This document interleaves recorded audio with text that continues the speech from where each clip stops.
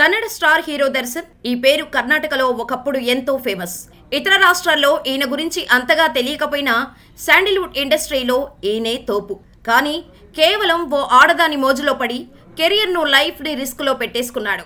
ప్రాణానికి ప్రాణంగా అభిమానించిన ఫ్యాన్ని అత్యంత దారుణంగా చంపేసి ఇప్పుడు జైలులో చిప్పకూడు తింటున్నాడు. దీంతో దర్శన్ పేరు కర్ణాటకతో పాటు దేశం మొత్తం ఫేమస్ అయింది. డి బాస్, ఛాలెంజింగ్ స్టార్ అంటూ దర్శన్ని దేవుడిలా కొలుస్తారు కర్ణాటక ప్రజలు. ఓ రకంగా చెప్పుకోవాలంటే దర్శన్కి ఉన్న ఫ్యాన్ ఫాలోయింగ్ మరో హీరోకి లేదు. కానీ కేవలం యాక్టర్ పవిత్ర గౌడతో ఉన్న పరిచయం అతనితో మర్డర్ చేయించేలా చేసింది. అందుకే ఇప్పుడు జైలు జీవితం అనుభవిస్తున్నాడు. పవిత్రకు అసభ్యకరంగా మెసేజ్లు పెడుతున్నాడన్న కోపంతో రేణుకాస్వామిని హత్య చేశాడు దర్శన్. ఈ కేసులో అరెస్ట్ అయిన దర్శన్ ప్రస్తుతం బళ్ళారి జైలులో ఉన్నాడు. అయితే గత కొన్ని రోజులుగా జైలులో నిద్ర పట్టడం లేదని జైలు అధికారుల ముందు కన్నీళ్లు పెట్టుకుంటున్నాడు దర్శన్. భార్య పిల్లలు గుర్తుకు వచ్చో, లేదా ప్రేయస్ గుర్తుకు వచ్చో, లేదా పశ్చాత్తాపంతోనో నిద్ర పట్టడం లేదంటే అవును కదా, పాపం గత కొద్ది నెలలుగా జైల్లోనే ఉంటున్నాడు, ఇది కామన్ అనుకోవచ్చు. బట్ తనకు నిద్ర పట్టకపోవడానికి కారణం రేణుకాస్వామి ఆత్మ అని చెబుతున్నారు దర్శన్. గత కొన్ని రోజులుగా కంటి మీద కునుకు పడటం లేదని, తనను రేణుకాస్వామి ఆత్మరూపంలో వెంటాడుతున్నాడని జైలు అధికారులతో దర్శన్ చెప్పుకొని కన్నీళ్లు పెట్టుకున్నాడంట.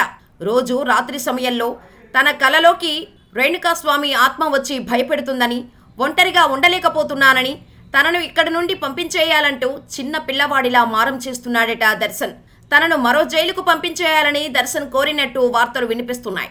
అంతేకాదు, అర్ధరాత్రి సమయంలో నిద్రలో దర్శన్ పెద్దగా కేకలు వేస్తున్నట్టు తోటి ఖైదీలు ఫిర్యాదు చేస్తున్నారట.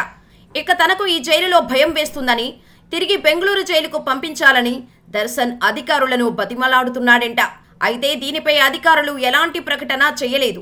ప్రస్తుతం బళ్ళారి జైలులో ఉంటున్న దర్శన్ బెయిల్ కోసం ఆయన భార్య విజయలక్ష్మి చాలా ట్రై చేస్తోంది. కానీ బెయిల్ మాత్రం రావటం లేదు.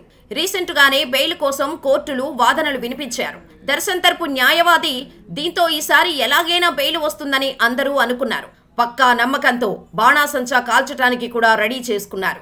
కానీ దర్శన్కు మాత్రం బెయిల్ దక్కలేదు. కేసు విచారణ దాదాపు కొలిక్కి వచ్చింది. కాబట్టి సుప్రీంకోర్టు పాత ఆదేశాలను అనుసరించి దర్శన్కు బెయిల్ ఇవ్వాలని లాయర్ వాదించారు. అంతేకాకుండా దర్శన్కు వ్యతిరేకంగా సృష్టించిన సాక్ష్యాలన్నీ కల్పితమన్నారు. అయితే దీనిపై స్పందించడానికి స్పెషల్ పబ్లిక్ ప్రాసిక్యూటర్ టైం కోరటంతో దర్శన్కు బెయిల్ దొరకలేదు. ఇక రేణుకాస్వామి హత్య కేసులో 17 మందిని అరెస్ట్ చేయగా ఇప్పటికే A15, A16, A17కు బెయిల్ వచ్చింది. దర్శన్ A2గా ఉన్నాడు. దర్శన్కి కూడా బెయిల్ వస్తే A1గా ఉన్న పవిత్ర గౌడకు కూడా బెయిల్ వచ్చే అవకాశాలు ఉన్నాయి. కాగా బళ్ళారి జైల్లో ఉన్న దర్శన్ తీవ్రమైన వెన్నునొప్పితో బాధపడుతున్నాడు. జైలులో ట్రీట్మెంట్ చేయించుకోవడానికి దర్శన్ ఒప్పుకోవటం లేదు. తనను వెంటనే బెంగళూరుకు షిఫ్ట్ చేయాలని దర్శన్ రిక్వెస్ట్ చేస్తున్నాడు. అయితే దర్శన్కు వెన్నెముక సర్జరీ చేయాలని డాక్టర్స్ ఇప్పటికే చెప్పారు. ఇదే విషయాన్ని దర్శన్ తరపు లాయర్ కోర్టు ముందుకు తీసుకొచ్చినా బెయిల్ మాత్రం మంజూరు కాలేదు. ఎన్ని విధాలుగా ప్రయత్నించినా బళ్ళారి జైలు నుంచి బయటకు వచ్చే ఛాన్సులు కనిపించకపోవడంతోనే దర్శన్ ఆత్మ, దెయ్యం అంటూ కథలు చెబుతున్నాడన్న ఆరోపణలు కూడా వస్తున్నాయి. బళ్ళారి జైలులో తీవ్ర ఇబ్బందులు ఎదుర్కొంటున్నాను అంటూ దర్శన్ మొదటి నుంచి చెబుతూ వచ్చాడు. ఇప్పుడు రేణుకాస్వామి ఆత్మ మీదిస్తోందని చెప్పడం ద్వారా జైలు మారే ప్రయత్నం చేస్తున్నాడేమో అనే అనుమానాలు వ్యక్తమవుతున్నాయి. ఇంతకుముందు ఉన్న జైల్లో అన్ని వసతులు కల్పించారు. కానీ బళ్ళారి జైల్లో అలాంటివి ఏమీ లేకపోవడం వల్లే రేణుకాస్వామి ఆత్మ అంటూ దర్శన్ కొత్త డ్రామాకు తెరతీశాడనే విమర్శలు వస్తున్నాయి. మొదటిగా పరప్పన అగ్రహార జైల్లో దర్శన్ని ఉంచారు.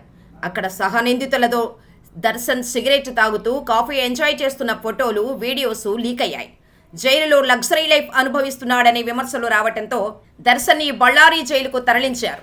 సుమారు 4 నెలల నుండి విచారణ ఖైదీగా జైలు జీవితాన్ని అనుభవిస్తున్నాడు దర్శన్. మరి ఇప్పటికైనా దర్శన్కు బెయిల్ వస్తుందా లేదా, ముద్దాయిగా తేల్చి కోర్టు శిక్ష వేస్తుందా అనేది మరికొన్ని రోజులు ఆగితేనే తెలుస్తోంది.